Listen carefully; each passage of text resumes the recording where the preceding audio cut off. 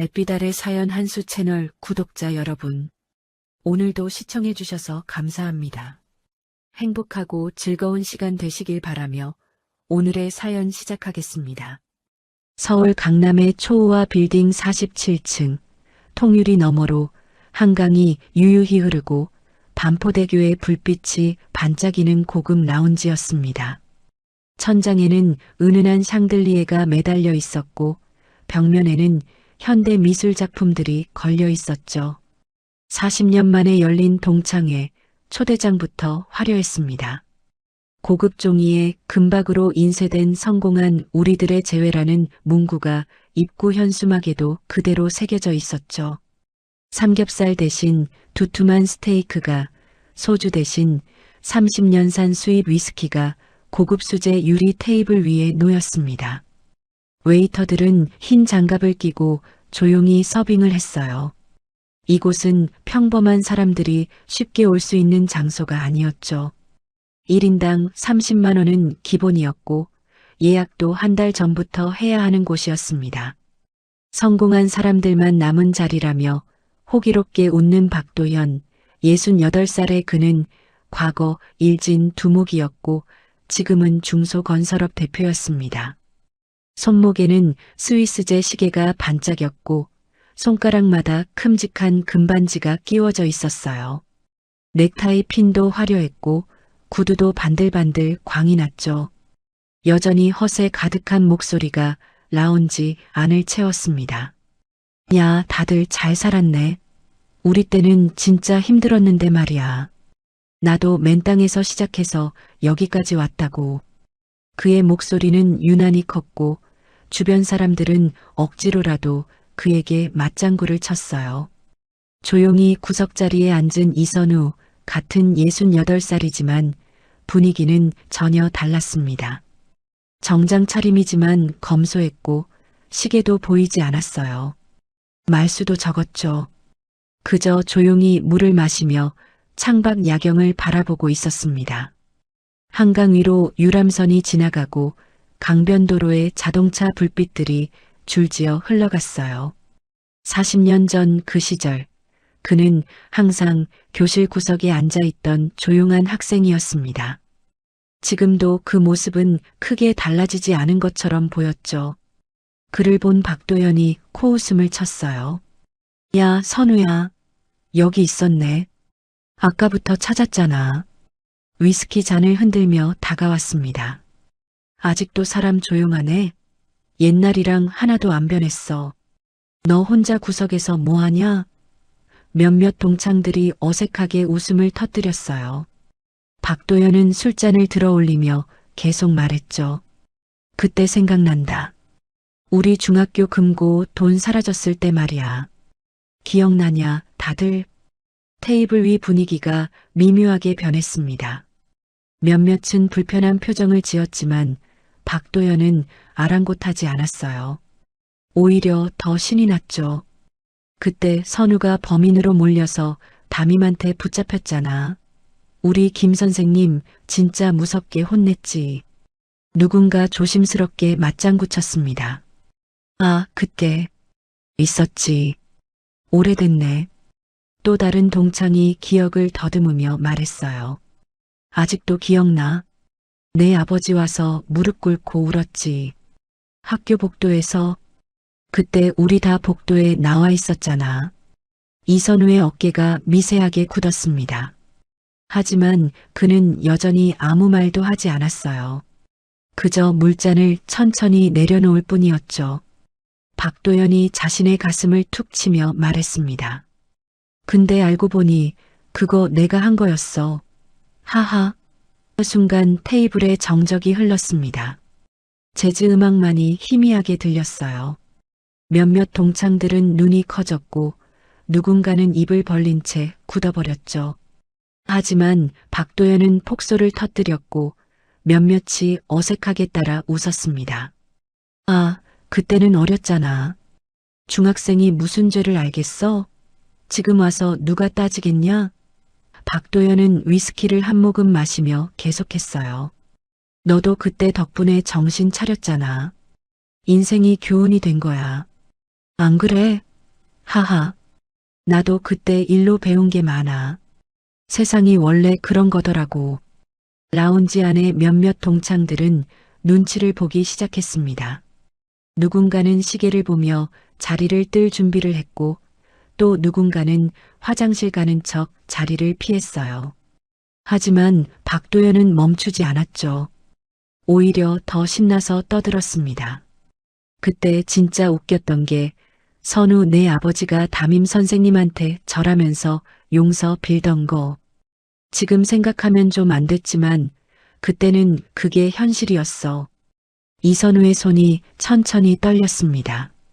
물잔을 쥔 손에 힘이 들어갔고 손등의 핏줄이 붉어졌어요.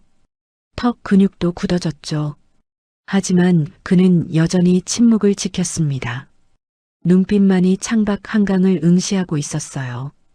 그때 박도연이 테이블 위에 소주병을 집어들었습니다. 누군가 위스키만 마시자고 했지만 그는 역시 소주가 제맛이라며 소주병을 따로 시켜놓았었죠. 야, 그때 일도 있고 하니 내가 사죄의 의미로 한 잔 줄게. 진심이야, 진심. 주변 사람들이 긴장했어요. 분위기가 심상치 않았거든요. 누군가 도연아, 그만하자라고 말했지만 그는 듣지 않았습니다. 박도연은 비틀거리며 이선우에게 다가갔습니다. 진짜 미안했어, 선우야. 내가 어렸을 때 철이 없었지. 그리고는 소주를 이선우 머리 위로 천천히 부었어요. 소주가 머리카락을 타고 이마로, 뺨으로, 정장 깃으로 흘러내렸습니다. 차갑고 톡 쏘는 냄새가 코를 찔렀죠. 웃음과 정적이 섞인 공기가 라운지를 채웠습니다. 누군가는 숨을 죽였고 누군가는 자리에서 일어났어요. 아, 너무 진지하게 받지 마. 그냥 추억이지, 추억. 우리 40년 만에 만났는데 이런 것도 추억 아니겠어? 박도연은 여전히 웃고 있었습니다. 누군가 조용히 선 넘었다라고 중얼거렸지만 대부분은 눈치만 봤어요. 개입하기엔 너무 껄끄러운 상황이었죠. 라운지의 은은한 재즈 음악이 멈추고 한강 야경 불빛만 조용히 반짝였습니다. 웨이터들도 멀찍이 서서 상황을 지켜보고 있었어요. 이선우가 천천히 냅킨으로 젖은 머리를 닦았습니다.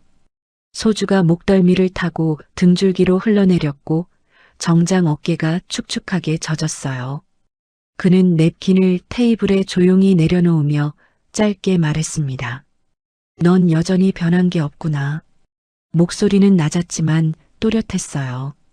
그리고 천천히 자리에서 일어났죠. 의자가 바닥과 마찰하는 소리가 정적을 깼습니다.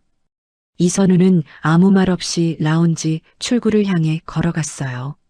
등은 고닫고 걸음걸이는 흔들림이 없었죠. 화려한 샹들리에 불빛 아래서 벌어진 옛날 왕따 조롱. 그 대비는 현실감 있는 사회적 긴장감을 만들어냈습니다. 성공했다고 자부하는 사람들의 모임에서 가장 추악한 과거가 되살아난 순간이었죠. 박도연은 여전히 웃고 있었지만 그 웃음은 이제 라운지 안 누구도 따라하지 않았습니다.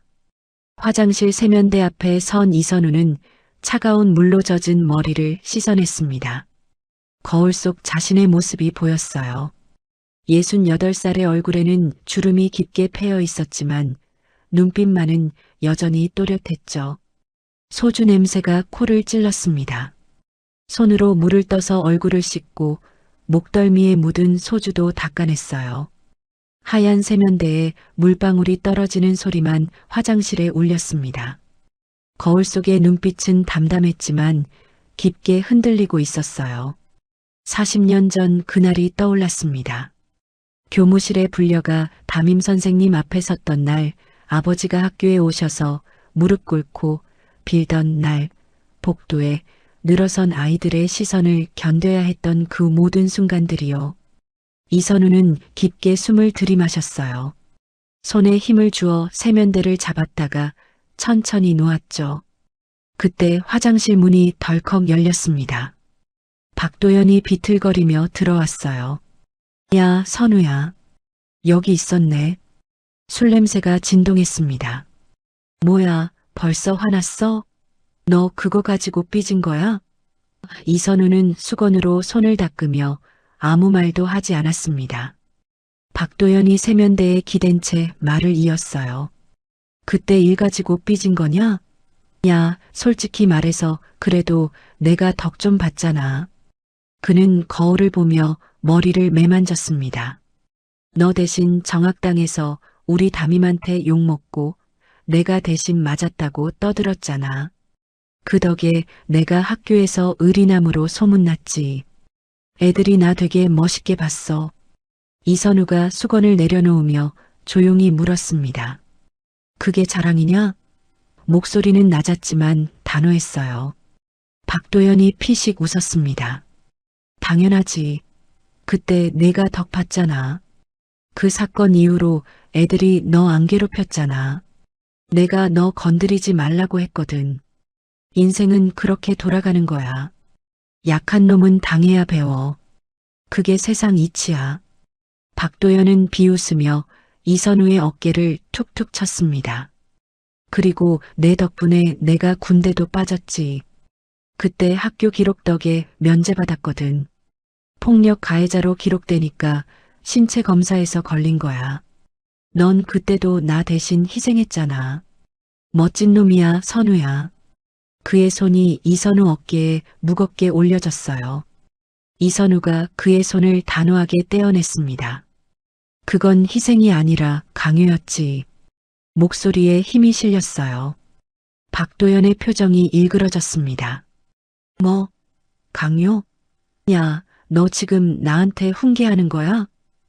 그가 한 발짝 다가섰죠. 아직도 피해자 코스프레냐? 40년이 지났는데? 화장실 안의 공기가 무거워졌습니다. 형광등 불빛만이 차갑게 두 사람을 비추고 있었어요. 박도연이 계속 말했습니다. 너도 그때 일로 강해졌잖아. 약한 놈이 세상에서 살아남으려면 맞아봐야 돼. 내가 너 단련시켜준 거지. 지금 내가 여기까지 온 것도 다 그때 일 덕분 아니겠어? 그 순간 화장실 문이 다시 열렸습니다. 윤태수가 들어왔어요. 68살의 그는 예비역 육군 대령 출신이었죠. 도연아, 그만해라. 그의 목소리는 차분했지만 무게가 있었습니다. 넌 지금 선 넘고 있다. 박도연이 고개를 돌렸어요. 뭐야, 윤태수 너까지 훈계야. 여긴 군대 아니야. 너희 둘이 작당해서 나 가르치려고? 윤태수가 한 발짝 다가서며 말했습니다. 가르치는 게 아니라 말리는 거야. 내가 지금 하는 짓이 얼마나 치졸한지 모르겠냐? 박도연의 얼굴이 붉어졌어요. 치졸하다고? 야, 나 중소기업 대표야. 직원 50명 먹여 살려. 너희처럼 월급쟁이 아니라고. 그때 화장실 문가에서 낮고 묵직한 목소리가 울렸습니다. 박도현, 그 입 다물어라. 세 사람의 시선이 일제히 문 쪽으로 향했어요. 거기 최문경이 서 있었습니다. 68살의 그는 국정원 부원장 출신이었죠. 검은색 정장에 넥타이를 단정하게 맨 그의 눈빛은 날카로웠습니다. 최문경이 천천히 화장실 안으로 들어왔어요. 밖에서 다 들렸어. 내가 무슨 짓을 하는지. 박도연이 어색하게 웃었습니다. 아, 문경이 형. 우리 그냥 옛날 얘기하는 거예요.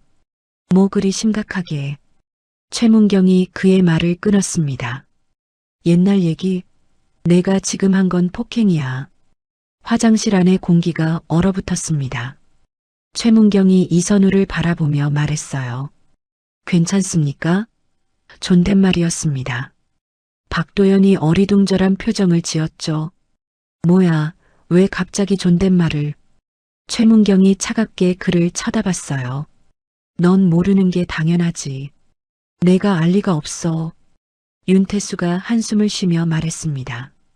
도연아, 너 선우가 누군지 정말 모르냐? 박도연이 코웃음을 쳤어요. 누구긴 뭐가 누구야. 옛날에 왕따 당하던 애잖아. 지금도 구석에서 조용히 있던데. 최문경이 냉소를 지었습니다. 왕따? 넌 정말 아무것도 모르는구나. 이선우가 조용히 말했습니다. 괜찮습니다. 이제 그만 나가시죠. 하지만 최문경은 고개를 저었어요. 안 됩니다. 이건 넘어갈 일이 아닙니다. 그가 박도연을 똑바로 쳐다보며 말했죠. 그분 함부로 대하지 마. 예비역 3스타 합참 작전본부장 출신이야. 순간 화장실 안이 조용해졌습니다. 형광등이 윙윙거리는 소리만 들렸어요. 박도연의 입이 벌어졌고 눈이 커졌죠. 뭐라고? 그의 목소리가 떨렸습니다. 최문경이 차분하게 말을 이었어요. 육군 중장, 별 3개, 합동참모본부 작전본부장을 역임하신 분이야. 내가 방금 소주를 부은 사람이. 박도연의 얼굴이 하얗게 질렸습니다. 손이 떨리기 시작했어요. 그게 무슨... 윤태수가 말했습니다. 나도 대령 출신이지만 그분 앞에서는 고개를 숙여야 해. 그게 예의고 격이야. 박도연은 말을 잇지 못하고 입만 벙긋거렸죠. 라운지 밖 화장실의 차가운 조명 아래 4사람은 침묵 속에 서 있었습니다. 라운지의 은은한 음악 소리가 희미하게 들려왔지만 화장실 안은 긴장감으로 가득했어요. 최문경의 눈빛은 여전히 차갑게 박도연을 응시하고 있었고 이선우는 조용히 수건을 개어 세면대 옆에 놓았습니다. 박도연은 잠시 멍하니 서 있다가 갑자기 짧게 웃음을 터뜨렸습니다. 진짜요? 장군이었다고? 그의 웃음은 어색했지만 멈추지 않았어요. 그래서 뭐 어쩌라고요? 은퇴한 장군이면 뭐해요? 지금은 다 똑같은 68살 노인네잖아. 최문경의 눈빛이 차갑게 식었습니다. 뭐라고? 박도연이 거울을 보며 머리를 매만지며 말했어요. 아니, 솔직히 별이 뭐 대수예요? 별 달고 다니면 뭐가 달라져요? 지금 여기서 별이 빛을 발하나? 그는 이선우를 흘끗 쳐다봤습니다. 군대 갔다 온 사람 누가 없어요? 나도 면제받긴 했지만 군대가 뭔지는 알아요. 계급이 뭐 그리 대단하다고. 윤태수가 한숨을 깊게 내쉬었습니다. 도연아, 넌 정말... 말을 잇지 못하고 고개를 저었어요. 박도연은 오히려 신이 나서 계속 떠들었죠. 아니 진짜로요. 여기 동창회잖아요. 동창회에서 계급이 무슨 소용이에요? 우리 다 중학교 동창이고 나이도 똑같은데. 그가 이선우에게 다가서려 했습니다. 최문경이 그의 앞을 가로막았어요. 한 발짝만 더 가까이 가봐라. 내가 가만 안 둬. 목소리는 낮았지만 위협적이었습니다. 박도연이 뒤로 물러서며 말했어요. 왜 이래요, 형? 우리 옛날 친구잖아요. 뭐 이렇게까지. 최문경이 그의 말을 끊었습니다. 친구? 내가 지금까지 한 짓이 친구가 할 짓이냐? 화장실 밖에서 인기척이 들렸습니다. 몇몇 동창들이 상황을 보러 온 거였어요. 문틈으로 얼굴을 내민 사람도 있었고 복도에 서서 귓속말을 나누는 사람들도 있었죠. 분위기가 심상치 않다는 걸 모두가 느끼고 있었습니다. 라운지 매니저도 조심스럽게 다가와 손님 괜찮으십니까? 라고 물었어요. 이선우가 조용히 말했습니다. 괜찮습니다. 곧 나가겠습니다. 그는 정장깃을 바로잡으며 거울을 한 번 더 봤어요. 젖었던 머리는 대부분 말랐고 소주 냄새도 많이 가셨습니다. 그가 화장실 문 쪽으로 걸어가려 하자 박도연이 다시 입을 열었어요. 야, 잠깐만. 진짜 장군이었어? 목소리에 약간의 떨림이 섞여 있었습니다. 그럼 뭐 대단한 거 했어? 전쟁이라도 이겼어? 이선우는 대답하지 않았어요. 그저 조용히 문 쪽으로 걸어갔죠. 박도연이 뒤에서 소리쳤습니다. 내가 물어보잖아. 무시하지 마. 최문경이 박도연의 팔을 붙잡았습니다. 그만해. 내가 지금 누구한테 소리를 지르는지 알기나 해? 박도연이 팔을 뿌리치려 했지만 최문경의 손아귀는 단단했어요. 나요. 내가 뭘 잘못했는데. 윤태수가 다가와 말했습니다. 잘못? 내가 지금까지 한 짓을 잘못이라고 생각 안 하냐? 박도연의 얼굴이 붉어졌습니다. 내가 뭘 어쨌다고. 그냥 옛날 일 가지고 장난친 것뿐이잖아. 최문경이 냉소를 지었어요. 장난? 남의 머리에 소주 붓는 게 장난이야? 박도연이 변명했습니다. 그건 사과하려고 한 거였어요. 진짜로 미안하다고. 윤태수가 고개를 저었습니다. 미안하면 말로 하는 거야. 술을 붓는 게 사과냐? 박도연은 할 말을 잃었어요. 입만 벙긋거릴 뿐이었죠. 화장실 밖에서 구경하던 동창 하나가 조용히 말했습니다. 저 사람 진짜 장군이었대. 방금 누가 검색해봤는데 인터넷에 사진도 나와. 동창들 사이에서 웅성거림이 커졌습니다. 진짜? 3스타? 합참 작전 본부장이면 정말 높은 거 아냐? 도연이 진짜 큰일 났네. 박도연의 얼굴은 점점 더 창백해졌어요. 그는 주머니에서 핸드폰을 꺼내 떨리는 손으로 검색을 시작했습니다. 화면에 이선우의 이름이 나타났습니다. 군복을 입고 별 3개를 단 사진도 보였어요. 기사 제목들이 눈에 들어왔죠. 합참 작전 본부장 이선우 중장, 전략기획 탁월 이선우 중장, 국방혁신에 앞장서 박도연의 손이 더 심하게 떨렸습니다. 이게 진짜네. 최문경이 차갑게 말했습니다. 이제야 알았어? 내가 누구한테 함부로 했는지. 박도연은 핸드폰을 떨어뜨릴 뻔했어요. 가까스로 붙잡았지만 화면은 계속 이선우의 기사들을 보여주고 있었습니다. 저는 몰랐어요. 진짜 몰랐다고요. 윤태수가 팔짱을 끼며 말했습니다. 몰랐으면 괜찮은 거야? 내가 아까 한 짓은 누구한테 했든 잘못된 거야. 박도연이 변명하려 했지만 말이 나오지 않았어요. 화장실 밖의 동창들도 하나둘 고개를 돌리기 시작했습니다. 누군가 너무 심했어. 진짜라고 중얼거렸죠. 박도연은 화장실 세면대에 손을 짚고 서 있었습니다. 거울 속 자신의 모습이 초라해 보였어요. 반짝이던 시계도 금반지도 이제는 그저 값싼 장신구처럼 느껴졌습니다. 등에서 식은땀이 흘렀죠. 저는 정말. 목소리가 떨렸습니다. 최문경이 문을 열며 말했습니다. 이제라도 정신 차려. 내가 평생 그렇게 살 거 아니면. 그리고 윤태수와 함께 화장실을 나갔어요. 복도에 서 있던 동창들도 하나씩 자리를 떠났습니다. 박도연만 혼자 화장실에 남겨졌죠. 형광등 불빛 아래 홀로 선 박도연은 거울 속 자신을 바라봤습니다. 붉어진 얼굴, 떨리는 손, 축축한 이마. 그는 천천히 세면대에 물을 틀어 얼굴을 씻었어요. 차가운 물이 뺨을 타고 흘러내렸습니다. 화장실 밖에서는 라운지의 음악 소리가 희미하게 들려왔지만 그 소리는 이제 그에게 편안하게 들리지 않았어요. 거울 속에는 한때 일진 두목이었던 남자가 아니라 그저 늙고 초라한 68살 노인만이 서 있었습니다.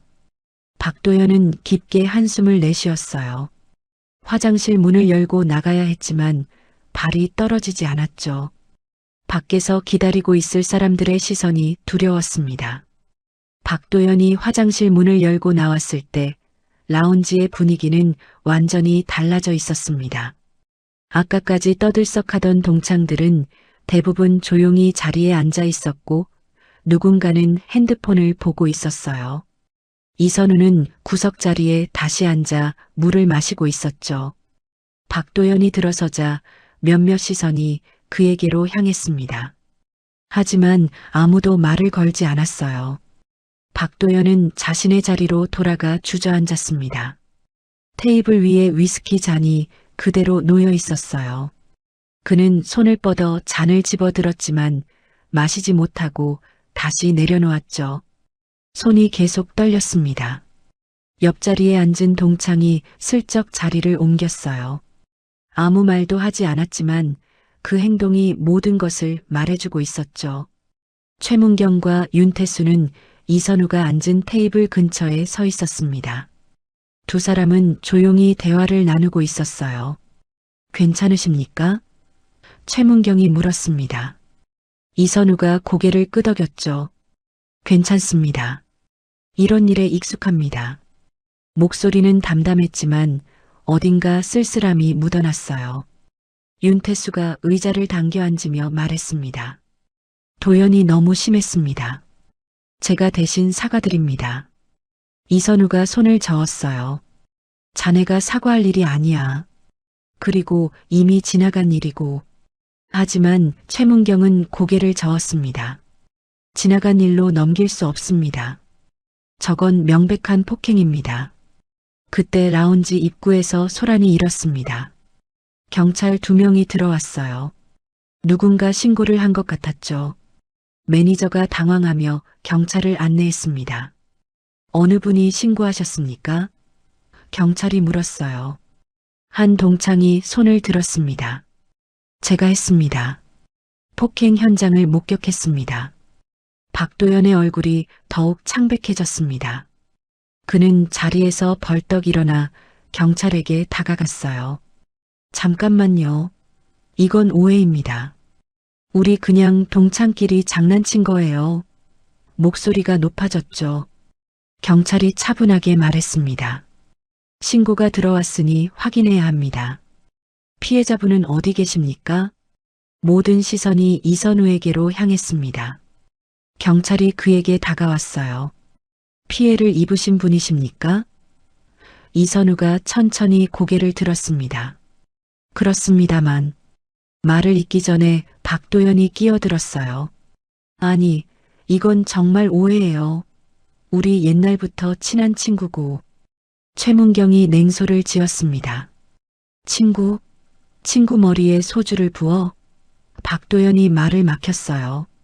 경찰이 수첩을 꺼내며 말했습니다. 일단 상황을 파악하겠습니다. 목격자분들 무슨 일이 있었는지 진술해 주십시오. 몇몇 동창들이 일어나 경찰에게 다가갔죠. 제가 봤는데 저분이 이분 머리에 소주를 부었습니다. 한 동창이 박도연과 이선우를 가리키며 말했어요. 다른 동창도 거들었습니다. 화장실에서도 시비를 걸었습니다. 제가 복도에서 들었습니다. 박도연은 변명하려 했지만 증언은 계속 이어졌죠. 경찰이 박도연을 쳐다봤습니다. 사실입니까? 박도연이 더듬거리며 말했어요. 그건 사과하려고. 사과를 소주로 합니까? 경찰의 목소리는 단호했습니다. 박도연은 할 말을 잃었어요.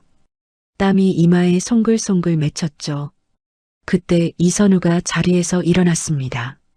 모두의 시선이 그에게 집중됐어요. 경찰관님, 그의 목소리는 차분했습니다. 오늘은 동창회입니다. 폭력으로 끝내고 싶지 않습니다.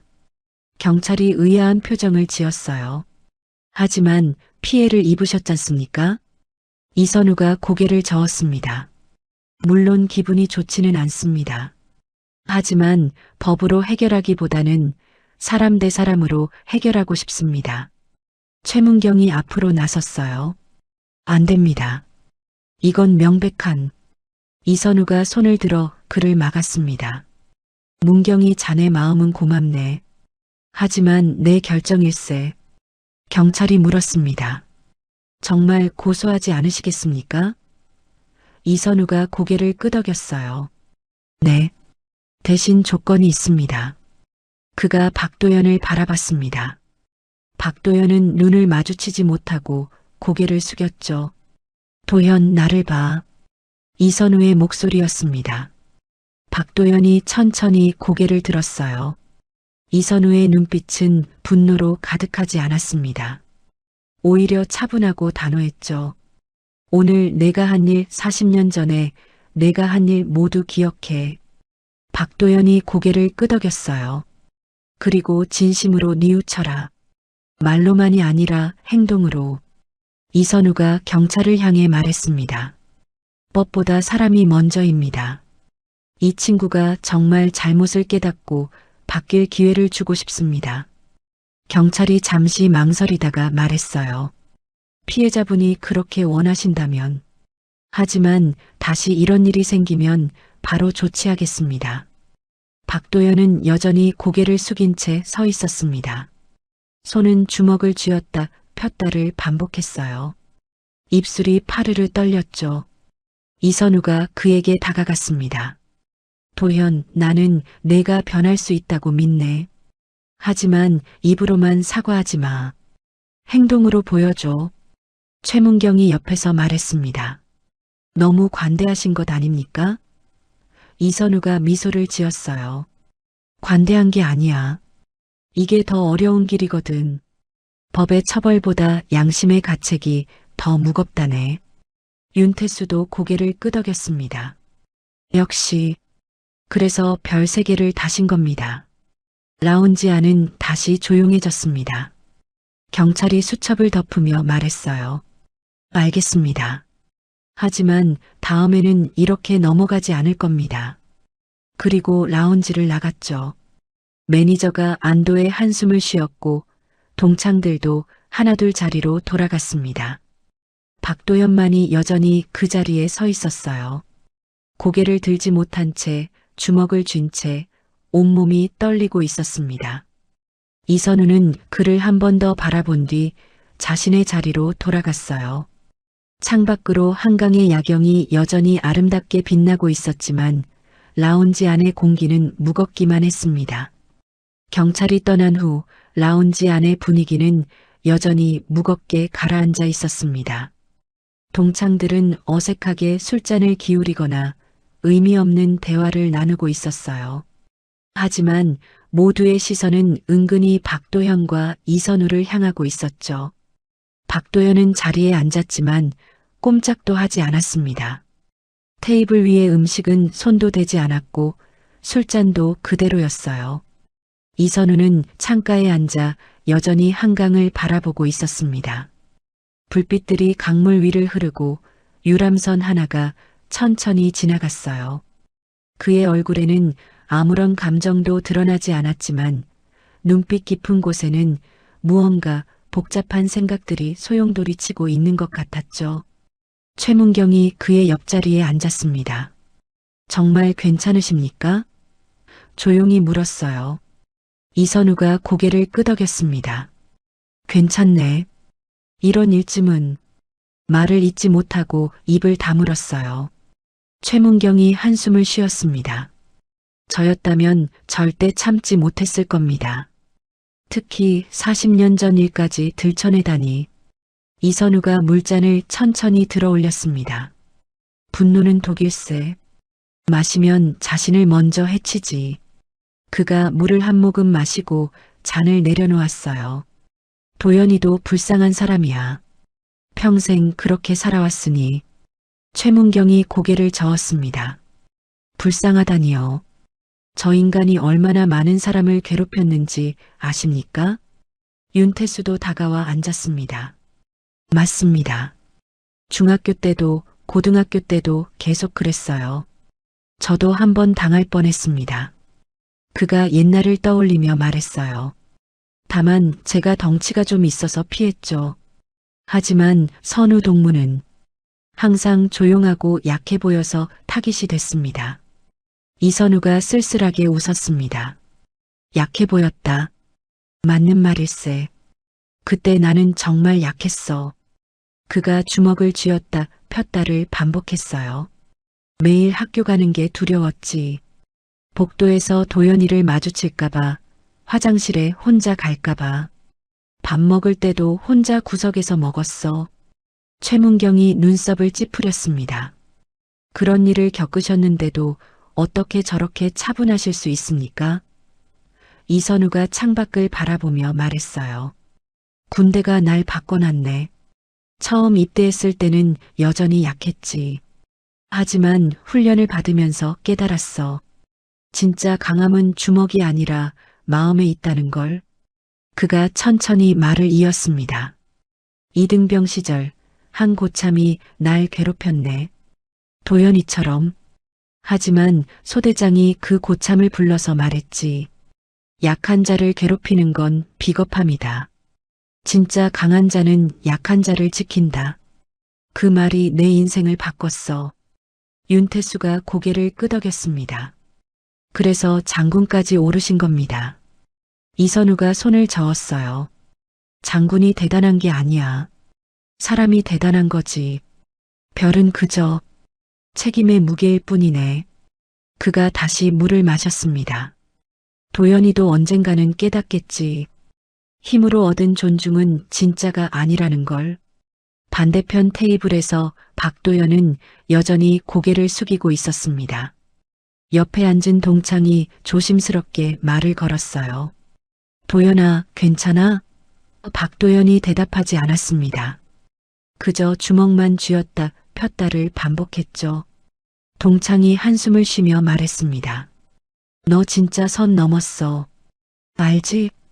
박도연이 떨리는 목소리로 말했어요. 나도 알아.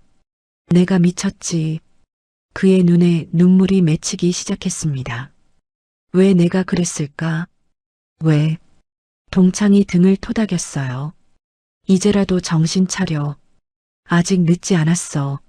하지만 박도연은 고개를 저었습니다. 늦었어. 이미 너무 늦었어. 그때 라운지 입구가 다시 열렸습니다. 이번에는 단정한 정장을 입은 여성 한 명과 군복을 입은 젊은 장교 3명이 들어왔어요. 동창들이 수군거리기 시작했습니다. 저 사람들 누구야? 군복 입은 사람들은 뭐지? 최문경이 미소를 지었습니다.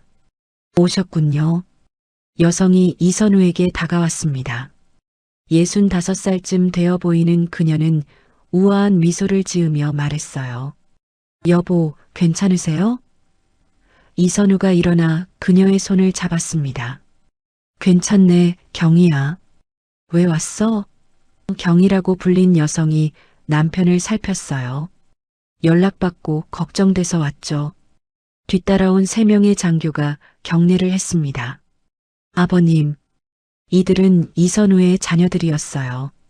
큰아들은 육군 대령, 별 하나를 단 준장이었고 딸은 해군 대령, 막내 아들은 공군 중령이었죠.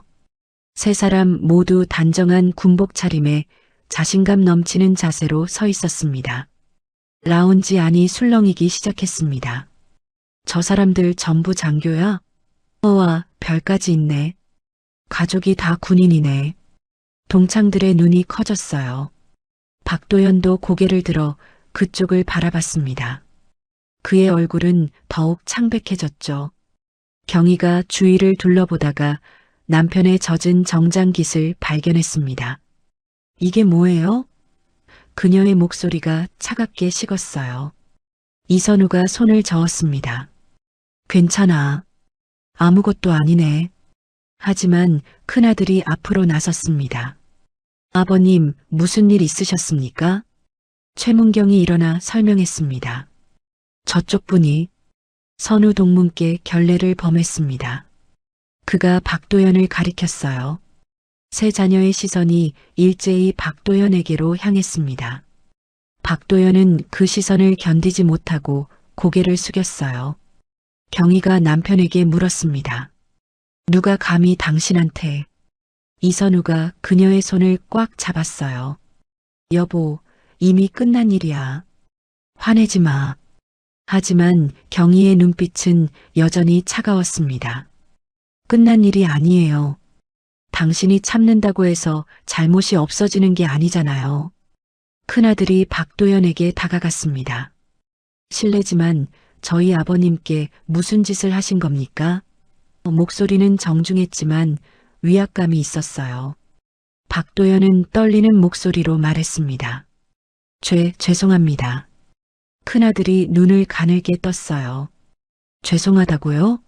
구체적으로 뭘 하셨길래? 윤태수가 나서서 상황을 설명했습니다. 소주를 부은 일, 화장실에서의 일, 40년 전 학교 금고 사건까지 설명이 이어질수록 세 자녀의 표정은 굳어졌어요. 딸이 주먹을 쥐었고 막내 아들은 입술을 깨물었죠.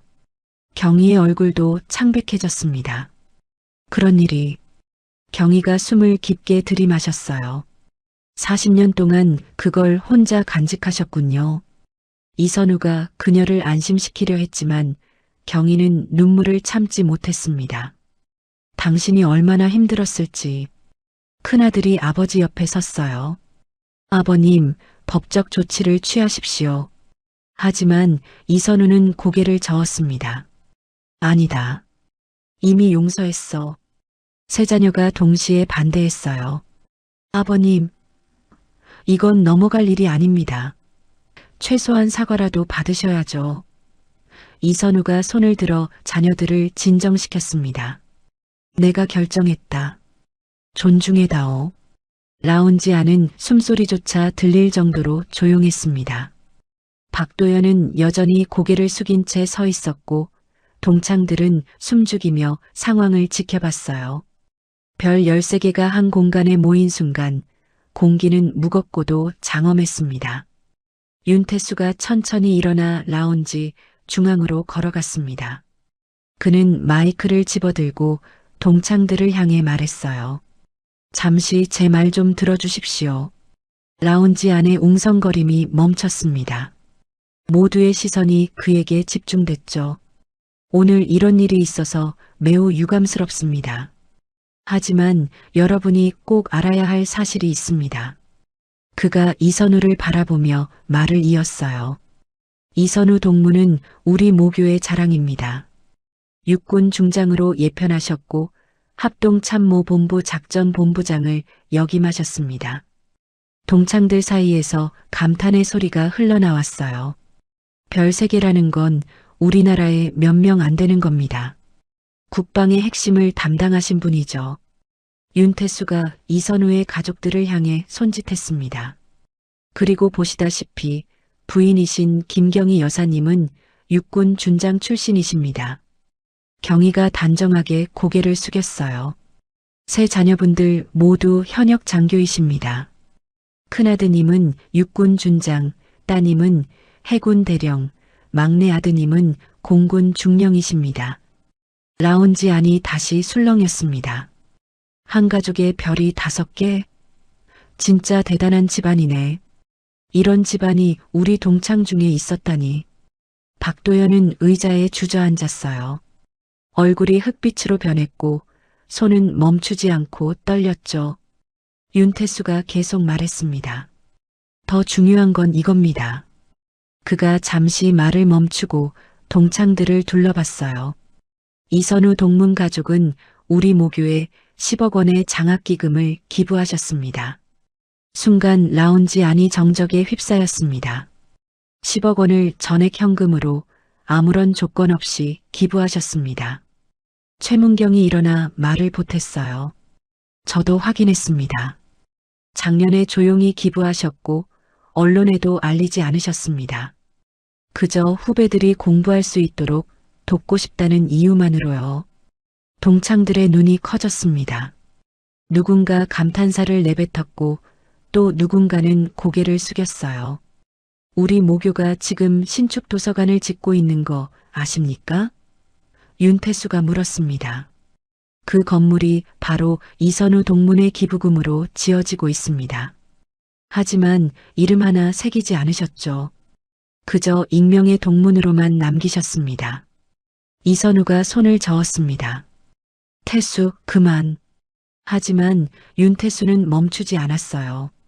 이것만이 아닙니다. 그가 핸드폰을 꺼내 화면을 보여줬어요. 선우 동무는 퇴역 후에도 국방부 자문위원으로 통일부 자문위원으로 활동하고 계십니다. 강연료는 모두 장학금으로 기부하시죠. 동창들이 술렁였습니다.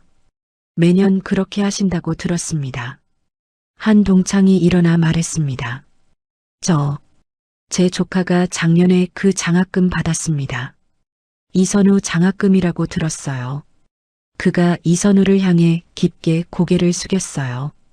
그때 정말 감사했습니다. 조카 집이 어려워서 학교를 그만둘 뻔했거든요. 이선우가 손을 저었습니다. 아닙니다. 그런 건 또 다른 동창이 일어났습니다. 저희 회사에서도 선우 동문 강연 들었습니다. 리더십에 관한 강연이었는데 정말 감동적이었어요. 그가 박수를 치기 시작했고 하나둘 동창들이 따라 일어나 박수를 쳤습니다. 라운지 안이 박수 소리로 가득 찼어요. 이선우는 당황한 표정으로 손을 저었습니다. 아닙니다, 여러분. 이건 제가 받을 박수가 아닙니다. 하지만 박수는 멈추지 않았어요. 경희가 남편의 손을 잡으며 미소 지었고 세 자녀도 자랑스러운 표정으로 아버지를 바라봤죠. 박도연만이 박수를 치지 않았습니다. 그는 의자에 앉은 채 두 손으로 얼굴을 감싸고 있었어요. 어깨가 미세하게 떨렸고 손가락 사이로 눈물이 흘러내렸죠. 옆에 앉은 동창이 조용히 물었습니다. 도연아, 괜찮아? 하지만 박도연은 대답하지 못했어요. 박수가 점차 잦아들고 사람들이 다시 자리에 앉았습니다. 윤태수가 마이크를 내려놓으며 말했어요. 이선우 동무는 우리가 본받아야 할 뿐입니다. 진짜 성공은 돈이나 지위가 아니라 얼마나 많은 사람에게 도움이 되었느냐로 판단되는 것 같습니다. 동창들이 고개를 끄덕였어요. 최문경이 덧붙였습니다. 그런 분을 오늘 우리 중 누군가가 모욕했습니다. 그의 목소리가 차갑게 식었어요. 그건 개인에 대한 모욕이 아닙니다. 우리 모두에 대한 모욕입니다. 동창들의 시선이 일제히 박도연에게로 향했습니다. 박도연이 천천히 일어났습니다. 비틀거리는 걸음으로 이선우에게 다가갔어요. 선우야. 목소리가 떨렸습니다. 아니, 선우 형님. 그는 이선우 앞에서 무릎을 꿇었습니다. 라운지 안이 다시 조용해졌어요. 정말 죄송합니다. 눈물이 볼을 타고 흘러내렸습니다. 40년 전에도 오늘도 내가 짐승만도 못한 짓을 했습니다. 박도연의 목소리는 울음으로 범벅이 됐어요. 형님이 얼마나 훌륭한 분인지 나는 알지도 못하고. 그는 이마를 바닥에 대고 절을 했습니다. 용서해 주십시오. 제발. 이선우가 그를 일으켜 세우려 했지만 박도연은 일어나지 않았어요. 안 됩니다. 저는 일어날 자격이 없습니다. 그가 계속 울었습니다. 형님이 받으신 고통을 제가 어떻게 갚을 수 있겠습니까? 경희가 남편을 바라봤고 이선우는 깊게 한숨을 쉬었어요. 도연, 이선우의 목소리였습니다.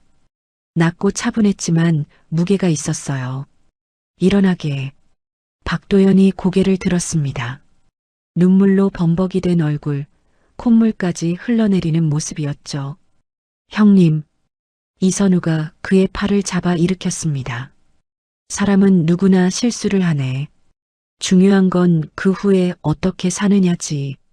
박도연이 계속 흐느꼈습니다. 저는 이선우가 그의 어깨에 손을 얹었어요. 자네가 진심으로 뉘우친다면 기회를 주겠네. 하지만 말로만 하지 말게. 행동으로 보여주게. 박도연이 고개를 끄덕였습니다. 네. 무엇이든 하겠습니다. 이선우가 잠시 생각하다가 말했습니다. 우리 모교에 가서 1년 동안 봉사하게.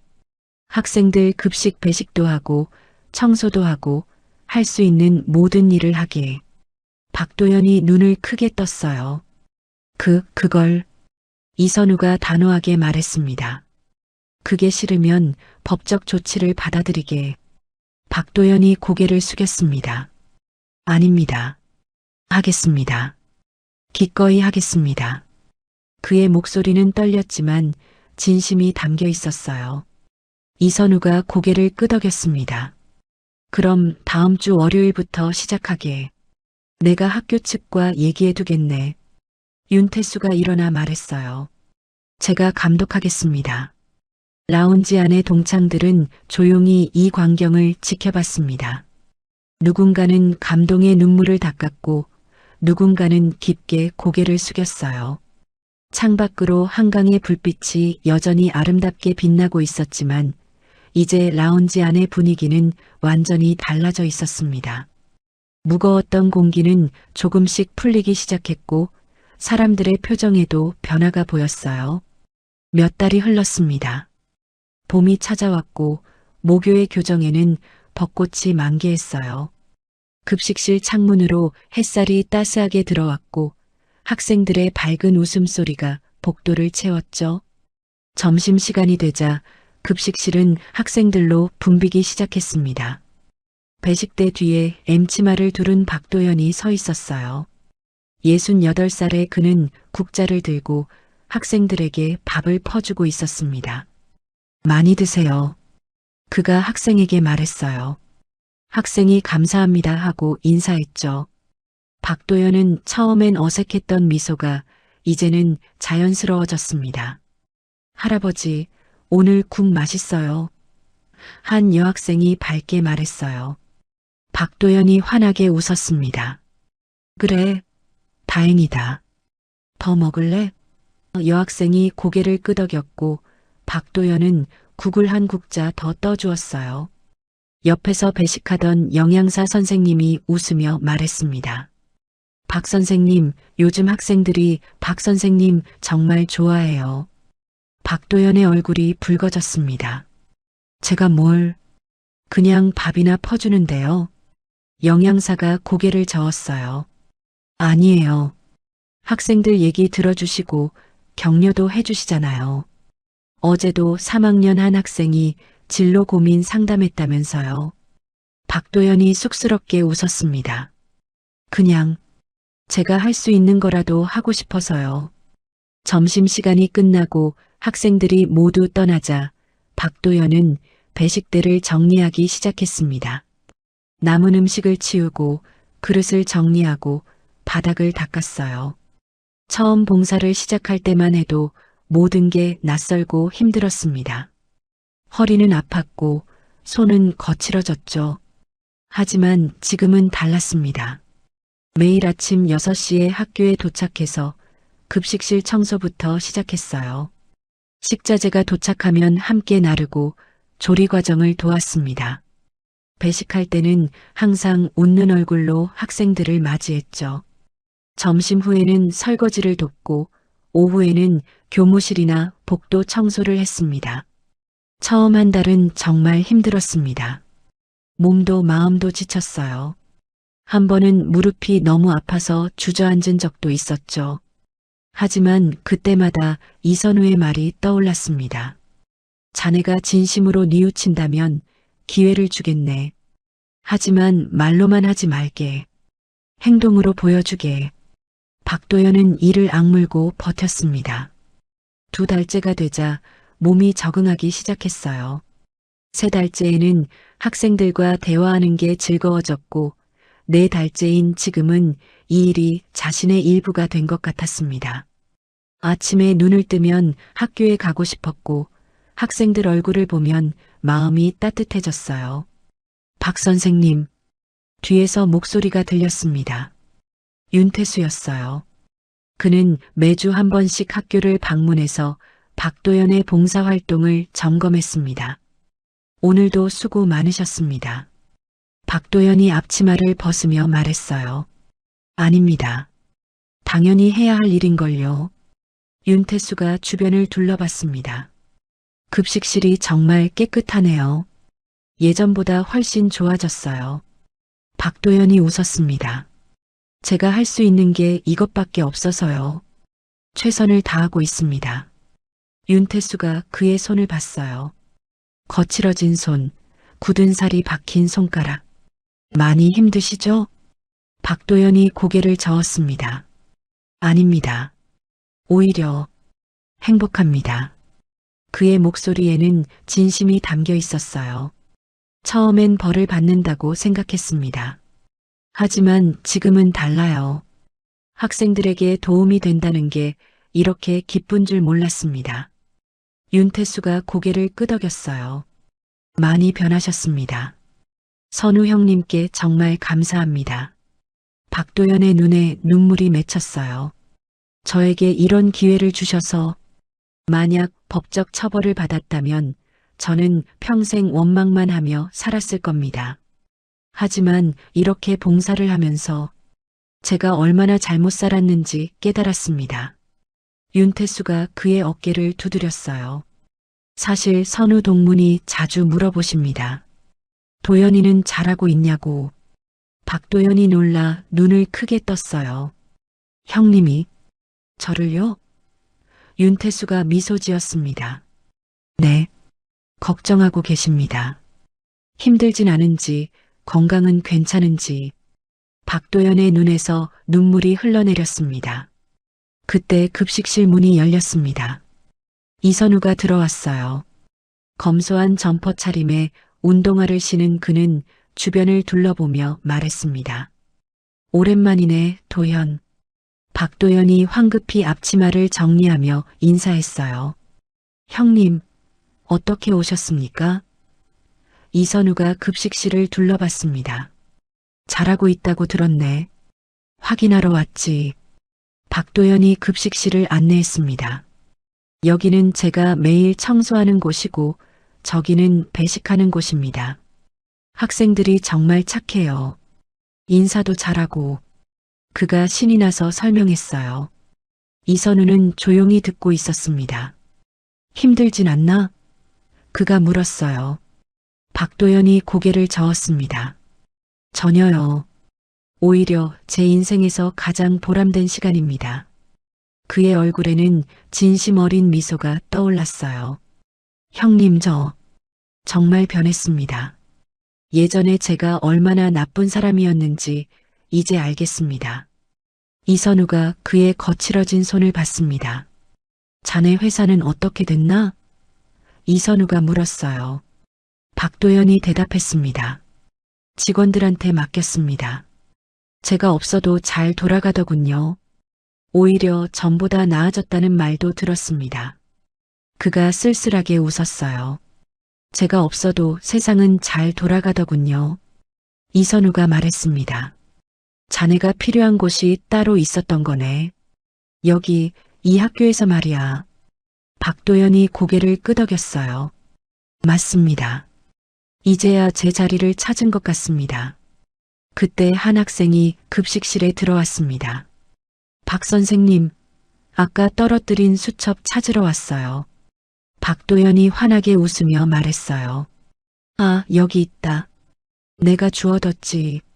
학생에게 수첩을 건네주며 머리를 쓰다듬었습니다. 조심해라. 또 잃어버리지 말고.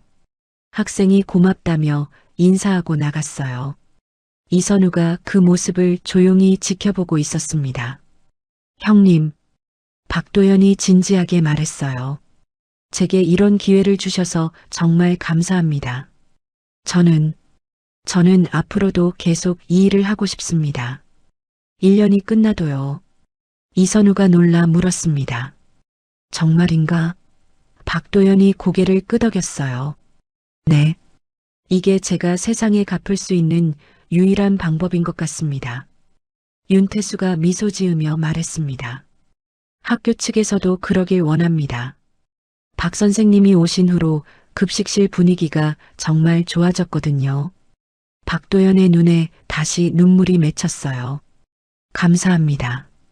정말 감사합니다. 이선우가 그의 어깨를 두드렸습니다. 자네는 이제 진짜 어른이 됐네. 이선우의 목소리는 따뜻했어요. 박도연이 눈물을 닦으며 말했습니다. 늦었지만 이제라도 배우고 있습니다. 형님처럼 살고 싶습니다. 급식실 창문으로 봄 햇살이 따스하게 들어왔고 세 사람의 얼굴을 비췄습니다. 1년이 지났습니다. 다시 봄이 찾아왔고 모교의 교정에는 벚꽃이 만개했어요. 급식실 입구에 명예봉사자 박도연이라는 작은 명패가 걸렸습니다. 학교 측에서 정식으로 그를 명예봉사자로 임명한 거였죠. 박도연은 매일 아침 6시에 학교에 도착해서 학생들을 위해 일했습니다. 이날은 특별한 날이었어요. 학교에서 봉사자 감사의 날 행사를 준비했거든요. 강당에는 학생들과 교사들, 그리고 몇몇 동창들이 모였습니다. 무대 위에는 박도연이 서 있었고 교장 선생님이 감사패를 준비하고 있었죠. 박도연 선생님, 1년 동안 정말 수고 많으셨습니다. 박도연이 감사패를 받으며 고개를 숙였어요. 저야말로 감사합니다. 제게 이런 기회를 주셔서요. 학생들이 박수를 쳤습니다. 열렬한 박수였어요. 한 학생이 무대로 달려나와 꽃다발을 건넸습니다. 선생님, 정말 감사해요. 선생님 덕분에 학교 생활이 즐거웠어요. 박도연의 눈에 눈물이 맺혔습니다. 고맙다 얘들아. 너희가 있어서 내가 행복했어. 강당 뒤쪽에서 이선우가 조용히 서서 이 광경을 지켜보고 있었어요. 그의 옆에는 부인 경희와 세 자녀가 함께였습니다. 아버지, 정말 잘하셨어요. 큰아들이 말했어요. 이선우가 미소 지었습니다. 내가 한 게 아니라 도연이가 한 거지. 행사가 끝나고 사람들이 하나둘 강당을 빠져나갔습니다. 박도연은 무대에서 내려와 이선우에게 다가갔어요. 형님, 오셨군요. 그의 얼굴은 1년 전과 완전히 달라져 있었습니다. 눈빛은 맑았고 표정은 편안했어요. 허세와 오만함은 온데간데 없이 사라졌죠. 축하하네, 도연. 이선우가 악수를 청했습니다. 박도연이 두 손으로 그의 손을 잡았어요. 형님 덕분입니다. 형님이 아니었다면 말을 잇지 못하고 눈물을 삼켰습니다. 저는 평생 추악한 인간으로 살다 죽었을 겁니다. 하지만 형님이 저를 구원해 주셨습니다. 이선우가 고개를 저었어요. 아니네. 자네가 스스로 변한 거야. 나는 그저 기회를 줬을 뿐이지. 경희가 다가와 박도연에게 말했습니다. 수고하셨어요. 학생들이 정말 좋아하더군요. 박도연이 고개를 숙였어요. 송구스럽습니다, 사모님. 과거에 형님께 저지른 일을. 경희가 손을 내저었습니다. 이제 그 얘기는 그만해요. 당신은 이미 충분히 변했어요. 세 자녀도 다가와 인사했습니다. 아저씨, 멋있으세요. 막내 아들이 말했어요. 우리도 아저씨처럼 봉사하는 마음을 배워야겠어요. 박도연의 얼굴이 붉어졌습니다. 제가 무슨... 그가 겸손하게 말했지만 딸이 웃으며 말했어요. 진심이에요. 1년 동안 매일 6시에 출근해서 봉사하는 거 정말 쉬운 일이 아니에요. 큰아들도 고개를 끄덕였습니다. 아버지도 인정하셨어요. 박 선생님이 진심으로 변하셨다고요. 강당 밖으로 나오자 벚꽃잎이 바람에 날렸습니다. 햇살은 따스했고 하늘은 맑았어요. 운동장에서는 학생들이 축구를 하고 있었고 웃음소리가 교정을 가득 채웠죠. 이선우가 걸음을 멈추고 하늘을 올려다봤습니다. 참 좋은 날씨네. 박도연도 하늘을 바라봤어요. 정말 그렇습니다. 요즘 매일이 좋은 날씨예요. 예전엔 하늘을 볼 여유도 없었는데 이선우가 그를 바라보며 물었습니다. 앞으로 계획은 어떤가? 박도연이 대답했어요. 계속 여기서 봉사하고 싶습니다. 학생들이 저를 필요로 하는 것 같아요. 회사는? 이선우가 물었습니다. 박도연이 미소 지었어요. 직원들에게 넘겼습니다. 제 아들이 이어받았어요. 저보다 훨씬 잘하더군요. 저는 이제 이 일이 천직인 것 같습니다. 윤태수가 뒤에서 다가왔습니다. 학교 측에서 정식 직원으로 채용하고 싶어 합니다. 급식 관리 보조로요. 박도연의 눈이 커졌어요. 정말입니까? 윤태수가 고개를 끄덕였습니다. 네. 월급은 많지 않지만 정식 직원으로 학생들을 돌볼 수 있습니다. 박도연이 두 손을 모았어요. 감사합니다. 정말 감사합니다. 월급이 문제가 아닙니다. 학생들과 함께할 수 있다는 것만으로도 충분합니다. 최문경도 나타났습니다. 오랜만이네, 도연. 박도연이 깊게 인사했어요. 문경이 형님 건강하셨습니까? 최문경이 그를 위아래로 훑어봤습니다. 많이 달라졌네. 좋은 의미로. 박도연이 쑥스럽게 웃었어요. 형님들 덕분입니다. 몇몇 동창들도 하나둘 모여들었습니다. 다들 박도연의 변화에 놀라워했어요. 도연아, 진짜 달라졌다. 얼굴이 편안해 보여. 예전보다 훨씬 좋아 보여. 박도연은 그들과 반갑게 인사를 나눴습니다. 과거의 허세는 어디에도 없었고 진심 어린 미소만 남아 있었죠. 형님, 박도연이 이선우에게 조용히 말했어요. 제가 형님께 드릴 게 있습니다. 주머니에서 작은 봉투를 꺼냈습니다. 이건 이선우가 봉투를 열어보니 수표가 들어 있었어요. 이게 뭔가 박도연이 설명했습니다. 제 회사 지분을 팔았습니다.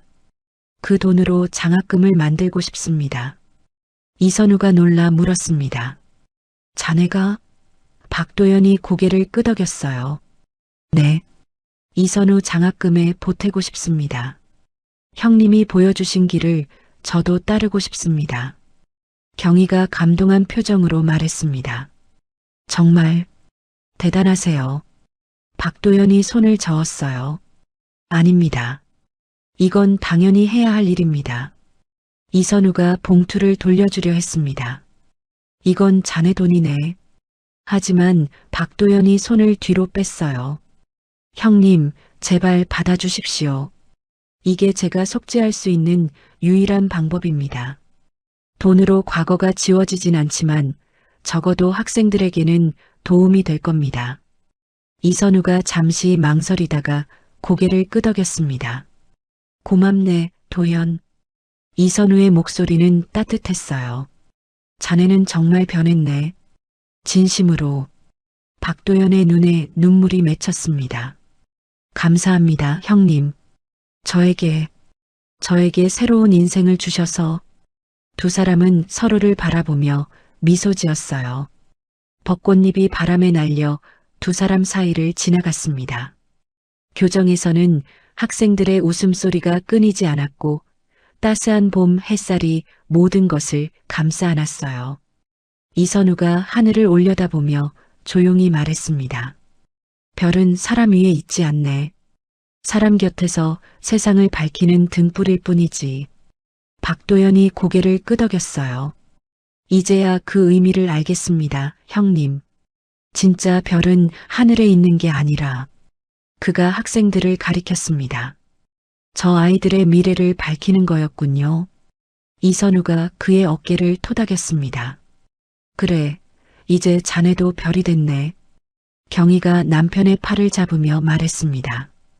여보, 우리 이제 갈까요? 애들이 저녁 약속 잡아뒀대요. 이선우가 고개를 끄덕였어요. 박도연에게 마지막 인사를 건넸습니다. 건강하게, 도연. 자주 보세. 박도연이 깊게 인사했습니다. 형님도 건강하십시오. 정말 감사합니다. 이선우 가족이 교문을 향해 걸어갔습니다. 박도연은 그들의 뒷모습을 오랫동안 바라봤어요.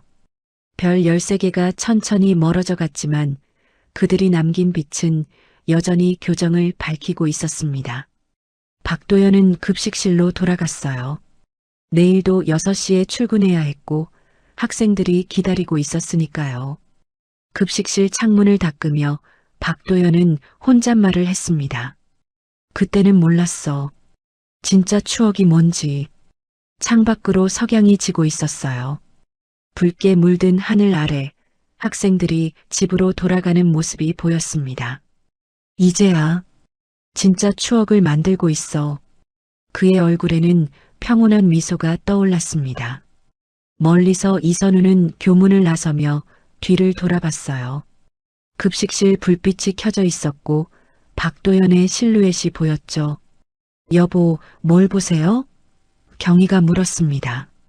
이선우가 미소 지으며 대답했어요. 저기 새로운 별 하나가 떠오르고 있네. 경희도 급식실을 바라보며 고개를 끄덕였습니다. 그래요. 이제 저 사람도 누군가의 등불이 되겠네요. 세 자녀가 부모님을 따라 걸었어요. 봄바람이 불어왔고 벚꽃잎이 하늘로 날아올랐습니다. 별은 하늘이 아닌 사람 곁에 있었습니다.